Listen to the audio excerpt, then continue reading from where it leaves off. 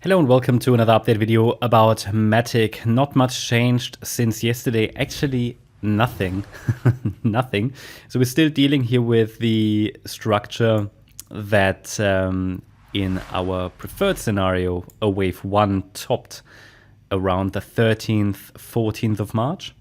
And we are still, though, in the white structure in this wave 2. I mean, this is sort of not what I want, but it's what I see as most probable, given that the movement to the upside has been very, very choppy, rather corrective, and I'm leaning to the idea that the wave 2 isn't quite finished.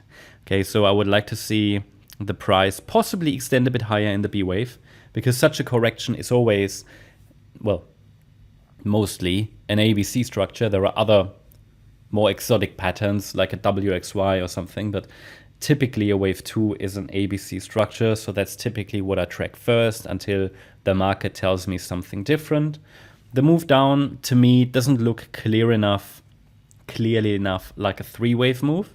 Yesterday I got the question why I don't, let's say, believe that the wave 2 could be over. It's possible, as highlighted in the yellow count, but for me it's more like, okay, I look at the decline.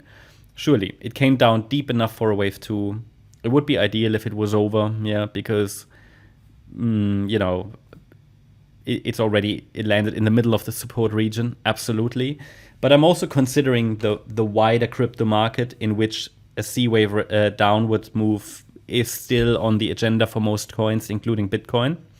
That's sort of just something that I'm observing. I don't use that to, let's say, forecast the MATIC price necessarily, but if I then see, okay, a lack of a clear 3-wave decline, so yeah, it's not clearly 5 waves either, but it's not that typical corrective move down. So it could be an A wave. The move up isn't impulsive. So if a 3rd wave was already running, we would typically expect a surge, right? A really bullish movement. It's possible still. You know, it's obviously that 3rd wave will also be a 5-wave move. 1, 2, 3, 4, 5. And that wave 1 could be a leading diagonal, which is just ugly. And we know that from experience, many crypto rallies start from very, very messy structures, very, very ugly and messy structures. So it's possible that a low is in. So I'm observing here the yellow 5-wave move. And if we get 5 waves as shown here, and I think pretty much the labels are actually positioned where the price should get to. Let me just double check that. Then, yeah, it's actually a bit, no, it's fine. Then we can call that a diagonal pattern, and we can say, okay, that was possibly a wave 1 of the larger 3rd wave. If I have a wave 1 complete, then I can add a support area for the wave 2 that should follow. And then this would be an accumulation area, and then we can say, okay, 3rd wave rally should start from there.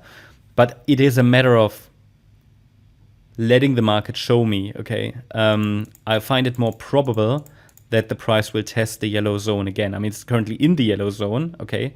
But that we go down, maybe test the 86.7 or 78.5 cent level. It will also depend on how high the B wave goes. So the B wave has a potential to extend.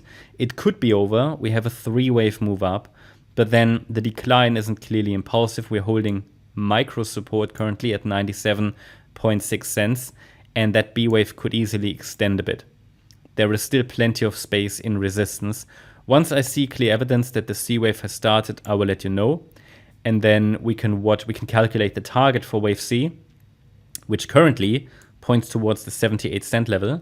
But if the B wave goes a bit higher, it might only point to 86 cents, you know?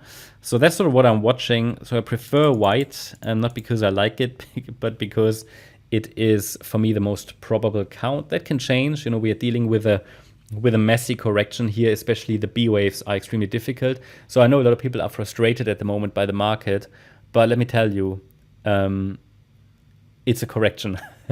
And it's normal to be frustrated in corrections, and especially in B waves. And we have B waves currently in a lot of on a lot of charts, but they should be finished soon. They should be over soon, and then we maybe get one more dip, and then hopefully we can continue with a with the bullish run. Okay, so that's my update about MATIC. Hope you liked the update. If you did, please hit the like button, leave a comment and subscribe. And if you really like the content, then please check out the channel membership. Also, make sure that you follow us on Instagram and Twitter for additional content. Thanks a lot for watching. Bye-bye.